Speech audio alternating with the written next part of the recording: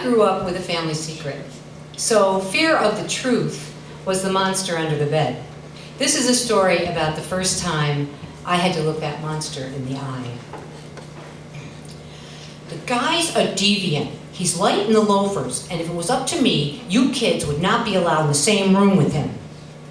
Mr. Purcell had a cigarette in one hand and the steering wheel in the other. He was driving the two Lindas, his daughter and me, to school.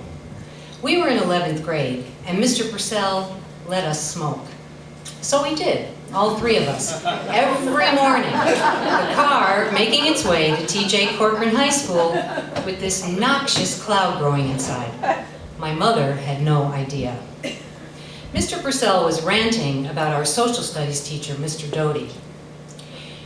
They arrested him in what's called a gay bar. How the hell can they let him back in the classroom with you young girls? It's just not right. This from a guy who was okay with two 16-year-olds smoking. Linda stifled a nervous laugh, like a lot of the kids did when they first heard about it. And so while some of the kids weren't sure if being gay was good or bad, Mr. Doty's name had been in the paper, so they all knew about it. But most of the boys couldn't stop talking about how disgusting Mr. Doty was. I sat in the back seat, puffing away in a cold sweat. Mr. Doty was my father's best friend. He'd been to our house for dinner, even at Thanksgiving once. And while I couldn't recall any behavior that was deviant, he ate with a knife and fork. I wasn't about to mention any of it to anybody. The car pulled into the circular driveway in front of the school. Linda and I put out our cigarettes and said bye and thank you to Mr. Purcell and walked through the big glass doors. It was long before the days of metal detectors and school shootings. I went straight to my locker and piled up my books. Social studies was third period, but we'd had a sub all week. Billy Roach, a big blonde football player, said it was probably because Doty was still in jail. He likes it in there, all that bending over, the Roach laughed, puffing up his chest and cocking his head to one side, a stupid grin on his face that some of the girls found cute. I thought he was an idiot, deserving of his nickname. By the time third period rolled around, I'd forgotten all about what Mr. Purcell said in the car that morning, but when I walked into the classroom, there stood Mr. Doty. I wanted to turn and run away. I just knew we were connected somehow. I took a seat in the back, sliding into one of those plastic one-piece desks that were standard in every classroom, horribly uncomfortable, but easy to slouch down in. Every kid in that room was nervous. There was a lot of squirming as he cleared his throat. I understand there's been some misunderstanding about my recent absence, he began, running a hand through his thinning, fake reddish hair. I could have sworn he was looking right at me.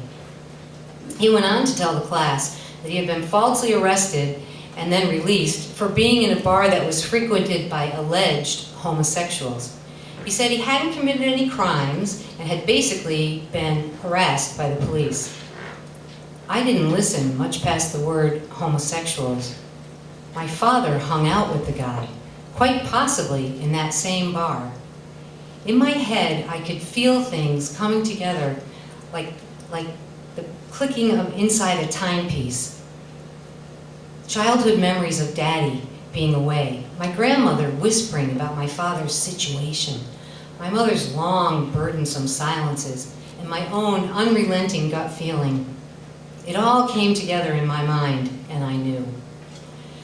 Years later, when I was 25 and my father finally officially came out, I was not at all surprised. I had known most of my life, but could never put a name to it until that moment in Mr. Doty's 11th grade social studies class. I surfaced as Mr. Doty was asking if anybody had any questions. Not a sound. So he became our social studies teacher again. The topic was anti-war protests. It was 1971, and the war in Vietnam was still raging.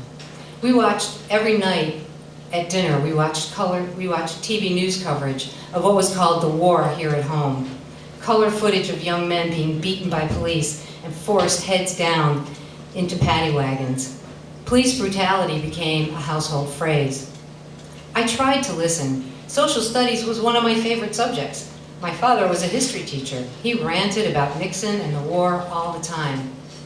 But all I could think about was Mr. Doty being forced into a paddy wagon. Could my father be next? Thank you.